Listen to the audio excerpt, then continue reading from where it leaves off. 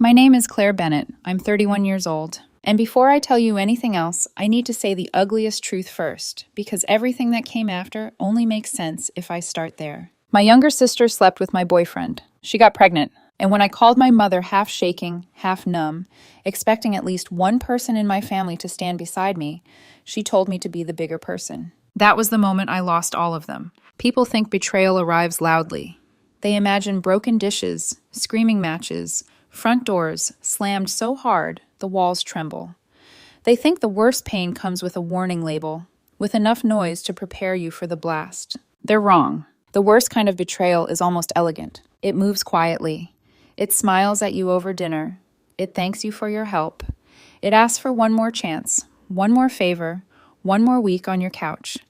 It lets you believe love and loyalty still mean the same thing to everyone in the room. Then one day, the curtain lifts and you realize you were the only honest person in the story. For most of my life, I was the dependable one in the Bennett family. If you asked anyone who knew us, that's what they would have said first.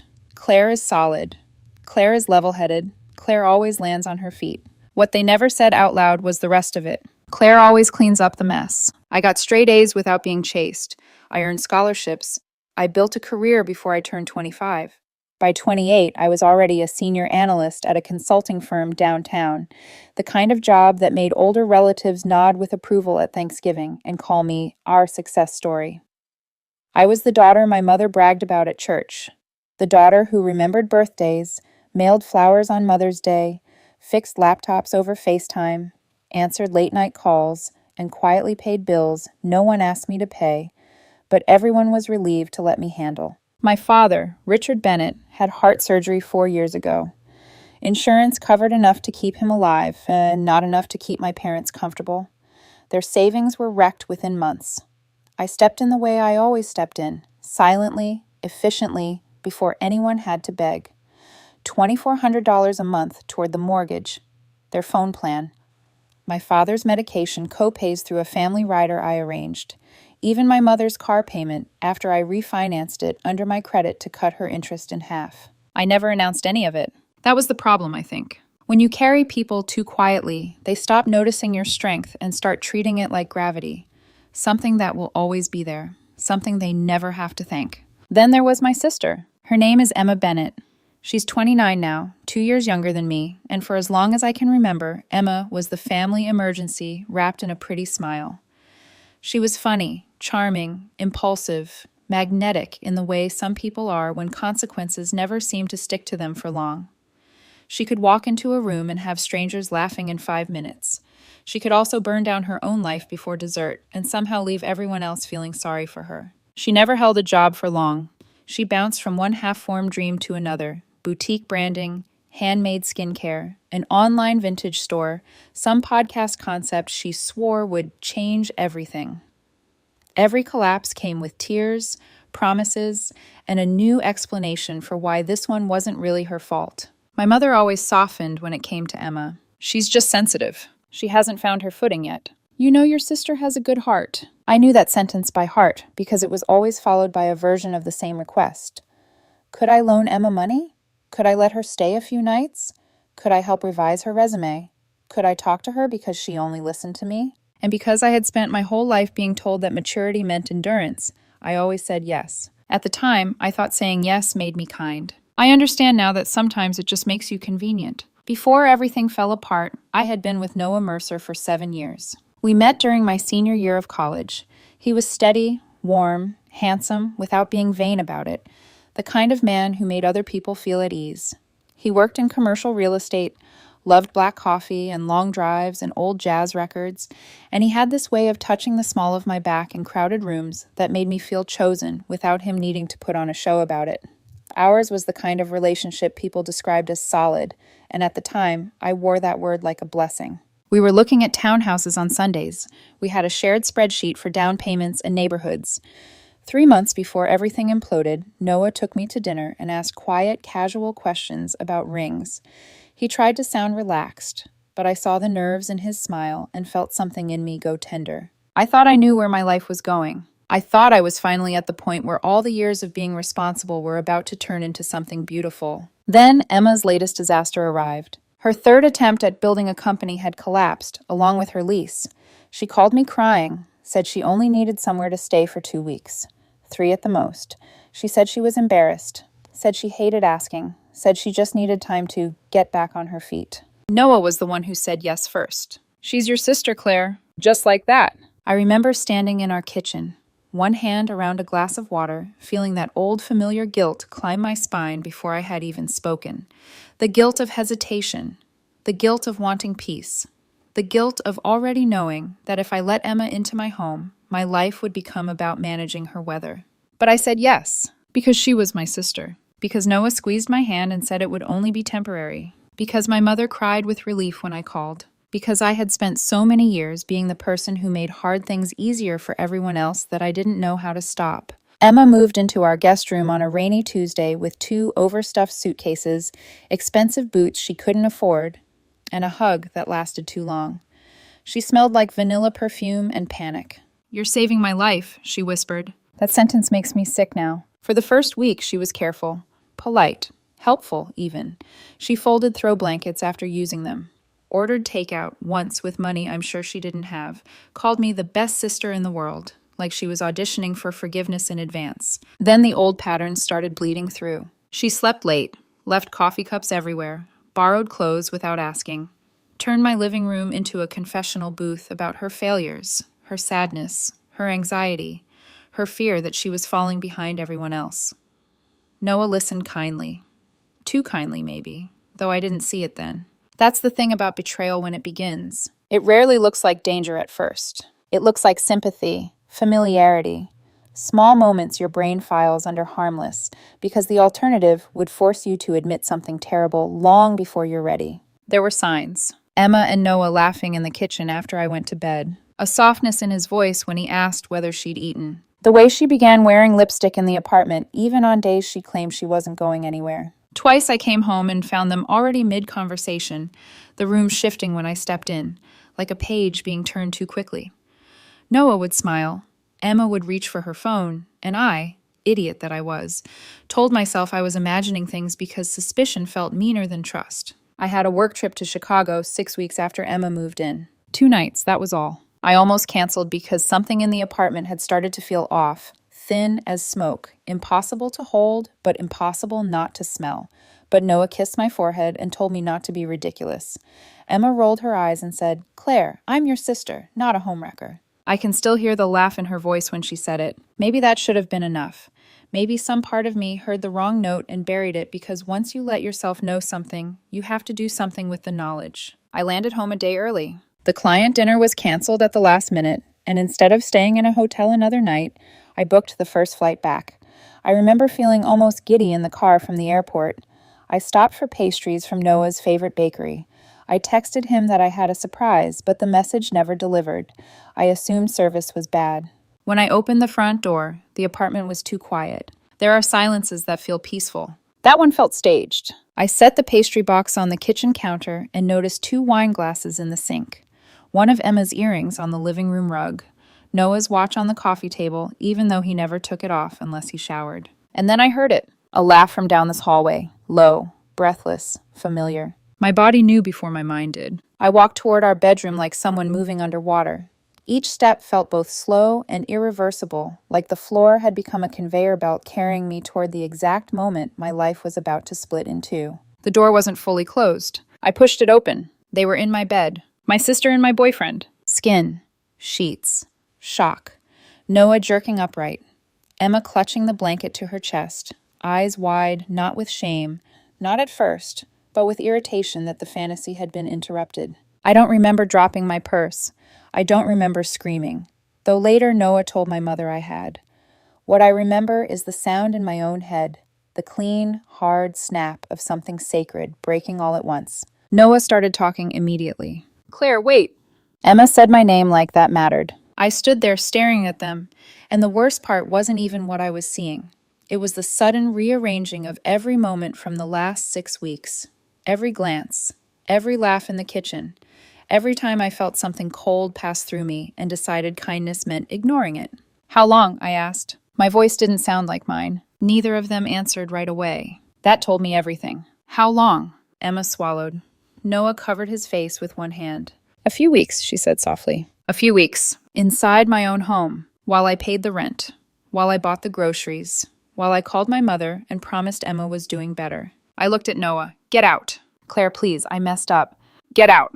Then I looked at Emma, and I swear to God, part of me still expected her to break, to cry, to fall apart and say she was sick with guilt, that she'd leave, that she knew she had destroyed something she could never repair. Instead, she said in a trembling voice that still somehow managed to center herself, "There's more." Everything in me went still. I turned to her completely. She started crying then, real tears, fast and glossy. "I'm pregnant." No sound came out of me. Noah looked like someone had punched the air out of his body.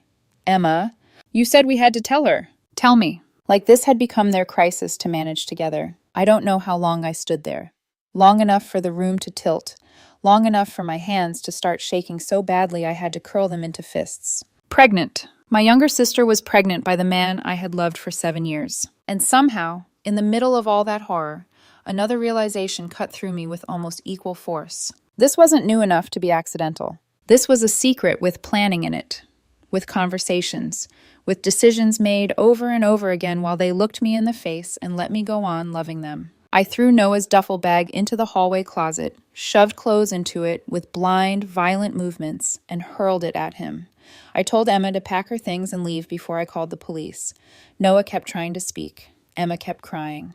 I remember saying, "Not one word either of you say will matter again," and meaning it with a kind of clarity that made me feel colder than grief. They left within an hour. Noah texted from the parking lot, then called, then emailed. Emma sent one long paragraph about how it just happened, as if infidelity was weather, as if pregnancy was a clerical error. I didn't answer either of them. I called my mother. I should have called a friend, a lawyer, a therapist. I should have called literally anyone whose love for me wasn't tangled up in years of excuses and favoritism. But pain makes children out of us, even when we're grown. Pain sends us crawling toward the people who taught us what comfort was supposed to look like. She answered on the second ring. "Claire?" I was sitting on the kitchen floor by then, still in my coat, staring at the pastry box I had brought home for a man who no longer existed to me. "Mom," I said, and my voice cracked so badly I barely recognized it, "I need you to listen." She did listen. At first. There was a gasp when I told her I had caught them. Silence when I said Emma was pregnant. A low, shocked, "Oh my God." For one stupid, fragile second, relief washed through me. Then she started talking. Not about me. About the baby. About Emma. About what happened next. "This is awful," she said. "Claire, sweetheart, this is just awful." I closed my eyes. Then came the turn. "But Emma is still your sister." I said nothing. "And that baby, Claire, that baby is innocent." Still, I said nothing. "You're hurt right now, and I understand that, but this is family. We have to think carefully before we do something that can't be undone." I felt something inside me lean back and stand up at the same time. "Mom," I said slowly, "are you telling me to forgive her?" "No, I'm saying don't make permanent decisions out of anger." "She slept with my boyfriend." "I know." "In my bed."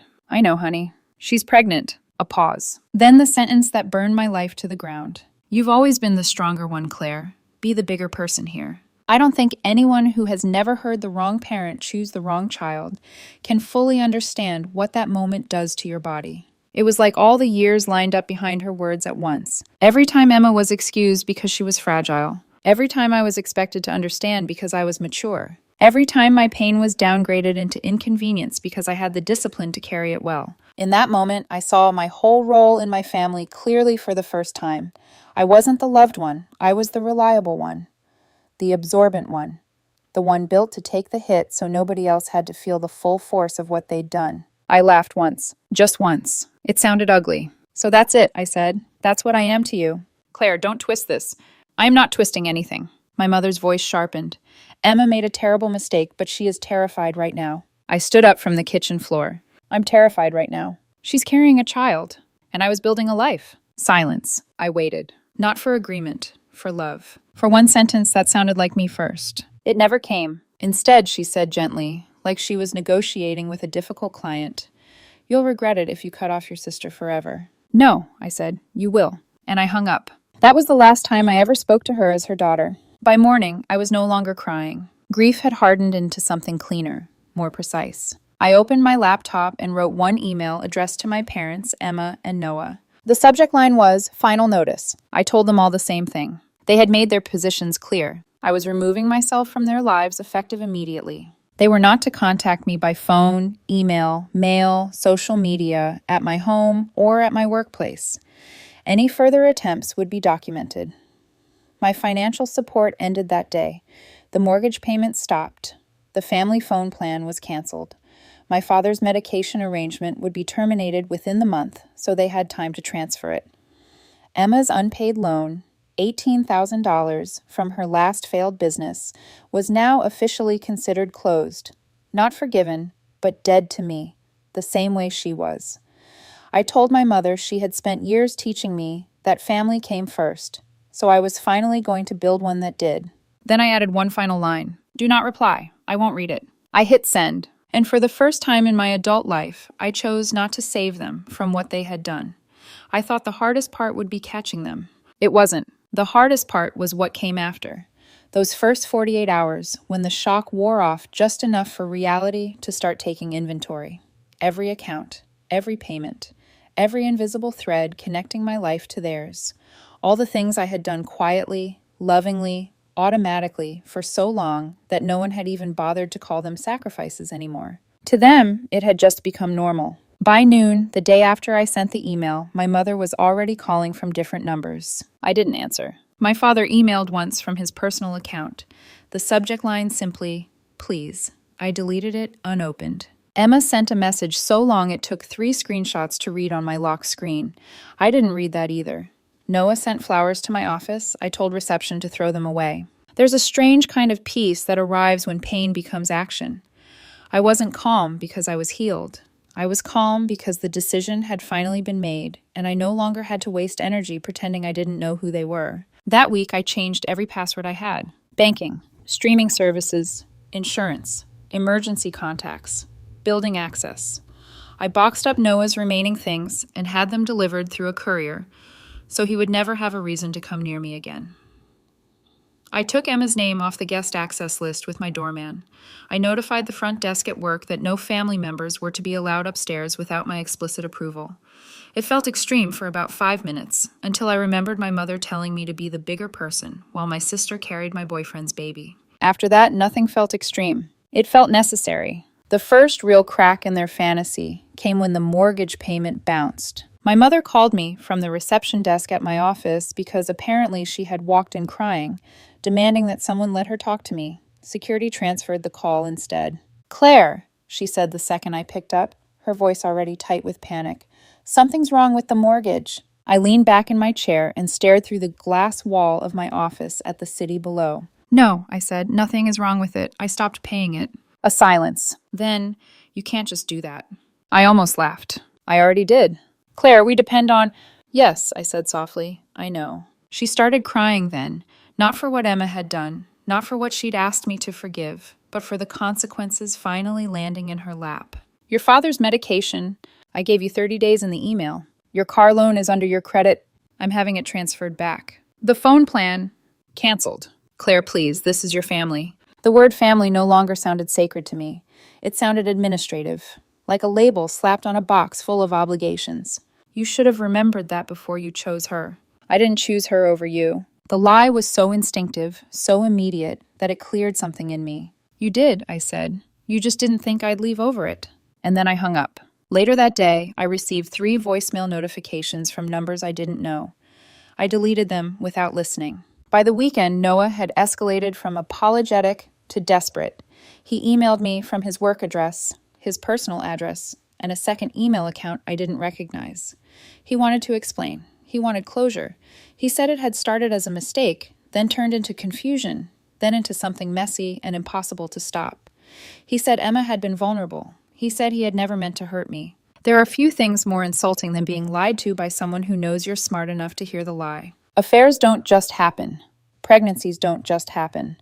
Betrayal is a series of choices people narrate as accidents once they get caught. I forwarded his email chain to my attorney with a single note asking what documentation I needed if contact continued. Then I blocked him everywhere. A week later, my father sent an email from an address I barely recognized. That one I did open. It was long, clumsy, full of phrases like "your mother is emotional" and "your sister knows she made a mistake and please don't make this worse than it already is." Buried near the end, almost as an afterthought, was the only sentence that sounded remotely sincere. "I know we failed you." But even that sentence had no weight because it was immediately followed by a request for compassion. I stared at the screen for a long time. Then I wrote back exactly once. "You stood there and said nothing while Mom told me to forgive the people who betrayed me in the worst possible way. You made your choice. Live with it." After I sent it, I closed the laptop and felt no satisfaction. Just finality. My mother, meanwhile, kept behaving as if access to me was a problem to solve. When she realized she could not reach me directly, she began using other people. My aunt called to say my mother was heartbroken. A family friend texted me that pregnancy makes everyone emotional. Even our pastor left me a voicemail saying he hoped the Bennett women could find grace for one another. Grace. That word nearly made me put my fist through the wall. I called the church office myself. My voice was perfectly even when I said, "Please note that I do not consent to any further outreach regarding my family. This is a private matter, and I would appreciate it if that boundary were respected." The woman on the line sounded startled. That too told me something. People were used to me being accommodating, so used to it that firmness now read like cruelty. Around the third week, I moved. Not because they knew where I was exactly, but because every corner of the apartment had turned radioactive. My bed, my kitchen, the hallway where I had first heard them laugh. I could not walk from one room to another without tripping over the ghost of who I had been before the door opened. So I found a new place across town, smaller, cleaner, high on the 12th floor with windows that overlooked the river. No shared memories, no guest room, no symbolic invitation for chaos to wander in wearing my sister's perfume. The first night there, I sat cross-legged on the floor between unopened boxes and ate Thai takeouts straight from the carton. I expected to feel broken. Instead, I felt light enough to frighten myself. Not happy, not yet. But unhooked. That was when the grief really began. Not the sharp public grief of humiliation, but the private grief of reclassification. I was no longer someone's girlfriend, no longer Emma's sister in the way I had once understood the word, no longer my mother's reliable daughter. All those identities had been built around endurance, around how much damage I could absorb while still remaining useful. Without them, I had to learn what I was when I wasn't rescuing anyone. It turns out silence helps. In the silence, memory gets honest. I started seeing things I had missed before, not just with Noah and Emma, but with all of them. The countless little rehearsals that had led to this ending. Emma borrowing money, and my mother calling it support. My father looking away whenever something unfair happened, because conflict exhausted him.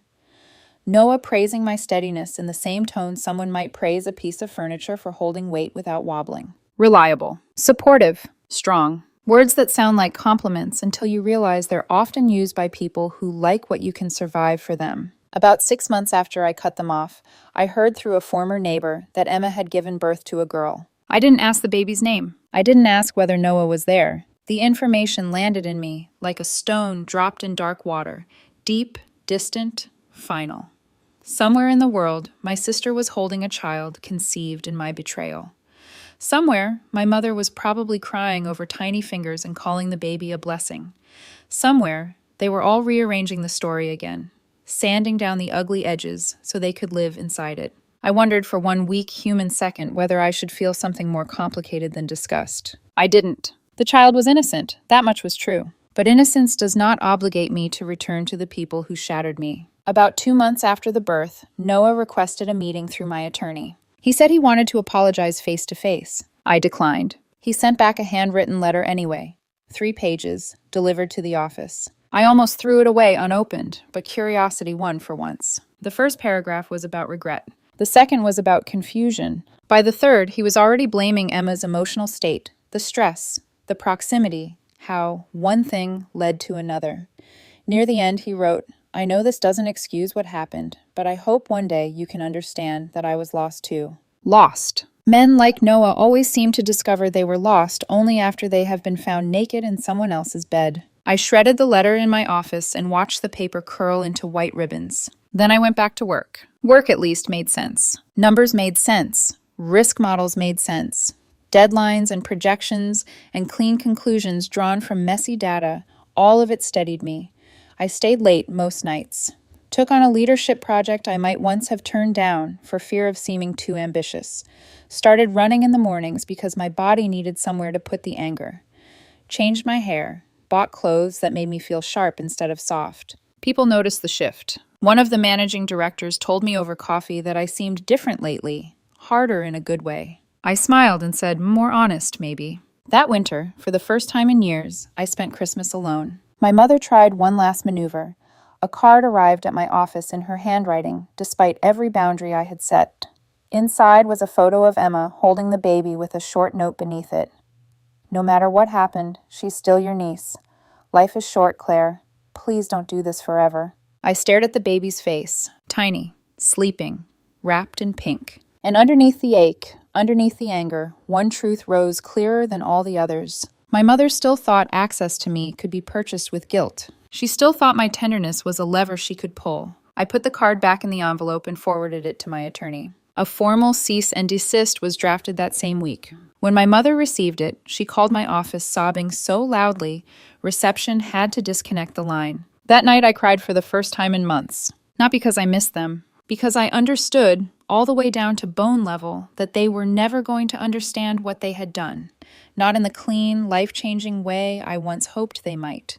They wanted my return without my truth, my presence without accountability, my forgiveness without consequence. They didn't miss me. They missed my function. After that, something in me settled. Spring came, and with it, the first real sign that my old life was becoming a country I no longer lived in. I was at a fundraising event for a literacy nonprofit my firm sponsored, a room full of donors and speeches, and expensive glassware, when I met Daniel Price. He was not my type, which probably means he was exactly what I needed. Tall, calm, pediatric surgeon, dark suit, loosened tie, tired eyes, that somehow still looked fully awake when he listened. He wasn't flashy, wasn't trying to charm anyone. He stood slightly apart from the loudest cluster in the room, one hand around a drink, looking like a man who had spent the day doing actual work and had only shown up because someone persuasive had asked. We ended up next to each other during a painfully long speech about community investment. He leaned over and murmured, "If this man says the word synergy one more time, I may have to fake a cardiac emergency." I laughed before I could stop myself. It startled me, the sound. A real laugh, clean, unforced, mine. After the speech, we talked for 40 minutes by the silent auction table about medicine, about burnout, about why charity events always serve beautiful food in portions designed to keep people slightly angry. He asked what I did and actually listened to the answer. Not politely, not strategically, like the details mattered because I was the one saying them. When he asked if he could take me to dinner sometime, he did it simply.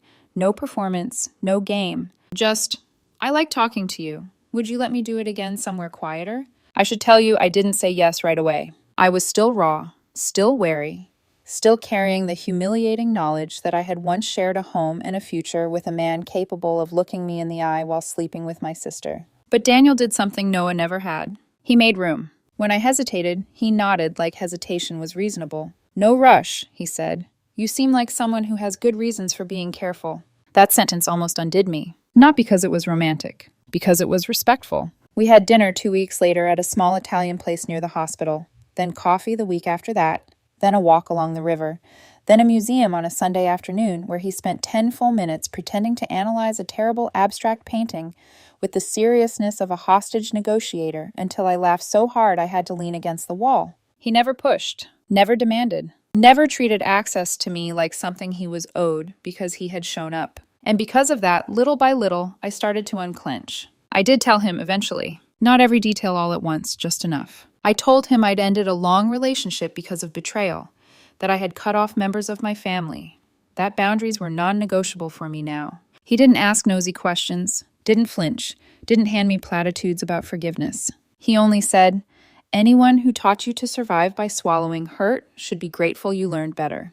I looked at him for a very long time after that. There are moments in life when you feel the past trying to decide whether it still owns you. And there are moments when you realize it doesn't. About a year after the cutoff, my mother made a fake Facebook account to reach me. The message landed in my hidden folder. "Claire, it's Mom, please. Just 5 minutes. We're falling apart." I stared at the words on the screen until my vision blurred. Then I took a screenshot and posted it publicly with one caption. If someone has to make a fake account to contact you, that isn't love, it's harassment. Boundaries are not negotiable. I did not name her. I did not tell the story. I didn't have to. People filled in the blanks faster than I expected. The post spread farther than I intended. Friends of friends commented about manipulation, about estranged family dynamics, about how no one cuts off a loving parent for no reason. Some people messaged privately to say thank you, that they had needed to see someone refuse guilt so clearly. My mother deleted the fake account within an hour. I sat on my couch afterward, phone face down beside me, and felt both sick and relieved. It wasn't revenge. It was defense. And for the first time in my life, I did not feel guilty for defending myself. That summer, Daniel took me hiking in Colorado. At the top of a trail overlooking a sweep of mountain blue, so wide it barely looked real, he took a photo of us with the wind wrecking my hair and the sun in our eyes. I was smiling in it, not politely, not dutifully, not because someone needed me to keep things pleasant. Just smiling. He asked if he could post it. I said yes. A week later, through some cousin's cousin, I heard my mother had seen the picture. Good. Let her see it. Let her see that I did not die when I left them. Let her see that the daughter they trained to endure had learned, finally, how to walk away and still build something beautiful. By the second year, my old life didn't feel like something I had lost. It felt like something I had survived. That distinction matters more than people think. Loss keeps you looking backward, measuring what used to be against what is. Survival turns you forward. It forces you to build, to choose, to define yourself without the weight of who you were expected to be. And for the first time in my life, I was choosing deliberately. Work had become more than stability. It had become leverage. I was promoted again, given a team of my own, trusted with accounts that would have intimidated me a year earlier. The same traits my family had quietly exploited, discipline, consistency, resilience, were suddenly being recognized as strengths in an environment where they were respected, not consumed. At home, Daniel had become something steady and real. Not a distraction, not a replacement. Something earned. He didn't try to fix me. He didn't position himself as the man who healed me. He simply showed up, consistently, calmly, honestly. He cooked dinner on nights I worked late. He left early in the mornings with a quiet kiss to my shoulder. He told me about his patients in careful, respectful fragments that never violated their privacy, but revealed the weight he carried every day. He asked questions and listened to the answers. And most importantly, he never once made me feel like I owed him my softness. That's how trust grows after betrayal. Not through grand gestures, through the absence of pressure. We moved in together 18 months after we met. It wasn't dramatic. No declarations. No urgency. Just a conversation over coffee that turned into logistics, then into a lease, then into a shared life that felt, almost suspiciously, peaceful. Peace, I learned, can feel unnatural when you've spent years earning love through endurance. But I didn't sabotage it. That might be the thing I'm most proud of. I let something good stay good. Meanwhile, from a distance I never intended to close, I began hearing more about what had happened after I left. Information has a way of finding you, even when you don't go looking for it. A former neighbor mentioned that Emma had lasted barely 3 months living with Noah after the baby was born. The stress, the sleepless nights, the financial pressure, everything collapsed under the weight of reality. Noah wasn't the kind of man who could carry chaos. He had relied on me to stabilize his life for years.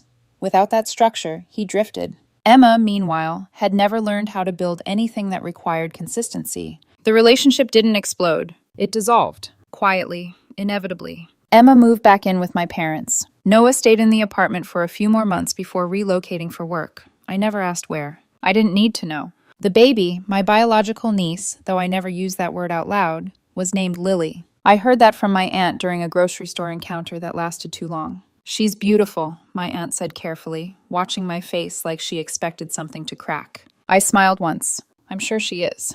And then I walked away before she could ask anything else. Because here's the truth no one likes to admit. You can acknowledge innocence without accepting responsibility. Lily had done nothing wrong. But her existence did not obligate me to return to the people who had destroyed my trust. Back in my parents' house, the consequences had started stacking in ways they couldn't ignore anymore. The mortgage fell behind within 6 months of my withdrawal. My father tried to cover what he could, but his health limited his hours, and without my contributions, the numbers didn't work. Credit cards filled the gaps until they couldn't anymore. Emma, now a mother, struggled in exactly the way anyone paying attention could have predicted. She loved the idea of Lily more than the reality. Crying at night overwhelmed her. Responsibility suffocated her. The routines required to care for a child, feeding schedules, doctor's appointments, consistency, felt like a cage to someone who had built her entire identity on avoiding structure. My mother stepped in. Of course she did. That's what she had always done, absorbed Emma's failures and reframed them as circumstances. But this time, there was no Claire behind the scenes quietly stabilizing everything. There was just strain. I heard my parents had started arguing more. Not loudly at first. Just sharp conversations that ended too quickly. Silences that stretched too long. My father retreating into the garage. My mother snapping at small things. Emma crying in the background. A baby's voice threading through all of it. It was the sound of a system collapsing without its primary support. 1 year and 8 months after I cut them off, my mother tried to reach me again. Not through email. Not through social media. In person. I was leaving work late, almost 9. The sky already dark. The parking lot mostly empty, except for a few scattered cars under the streetlights. I saw her before she spoke. She was standing near my car, smaller than I remembered. Older. For a split second, something instinctive pulled at me. The old reflex to soften, to approach, to fix. Then I remembered her voice on the phone. Be the bigger person. The reflex died. Claire, she said, stepping forward. I didn't. How did you find me? I asked. I've been trying for months. That didn't answer the question. It also didn't matter. Please, she said, her voice breaking in the way I used to respond to automatically. Just talk to me. I looked at her. Really looked. Not as my mother. As a person. Her coat was worn at the sleeves. Her posture slightly bent. There were lines in her face I didn't remember seeing before. For a moment, I could see the story she believed. That she had made one mistake, that time should have softened me by now, that if she could just reach me, I would come back and help her put everything together again.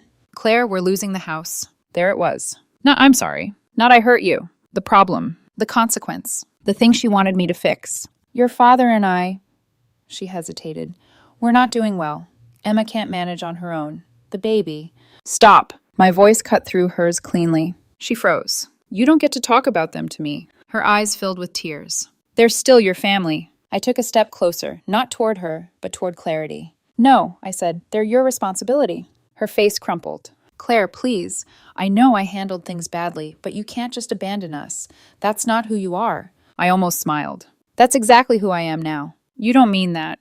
I do. She shook her head like denial itself could reshape reality. You've always been the one who holds us together. And there it was. The truth she didn't know how to hide. I wasn't her daughter in that sentence. I was her infrastructure. That was your mistake, I said quietly, thinking I existed to hold you together. Her voice sharpened slightly, desperation pushing through grief. So you're just going to let us fall apart? I held her gaze. You already did. The words landed harder than anything I had said so far. She flinched. Claire. No, I said again. You told me exactly where I stood the night I called you. You chose Emma. You chose the baby.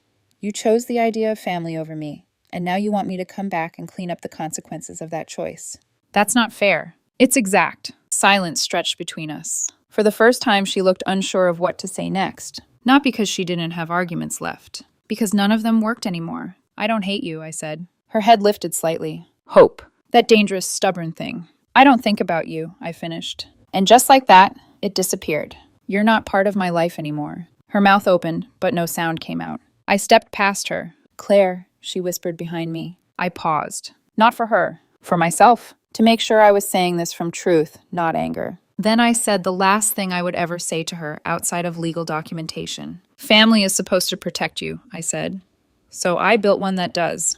And I walked away. 2 days later, my attorney sent a formal cease and desist. This time it included a clause about physical proximity. No more parking lot conversations. No more surprise appearances. No more attempts. Attached to it was a cashier's check for $15,000 made out to their mortgage company. Not a gift. A settlement. The final severing of any financial thread between us. Daniel asked me about it that night. Are you okay? He said, sitting beside me on the couch. I leaned my head against his shoulder. I am, I said. And for the first time, it wasn't something I was enduring. It was something I had built.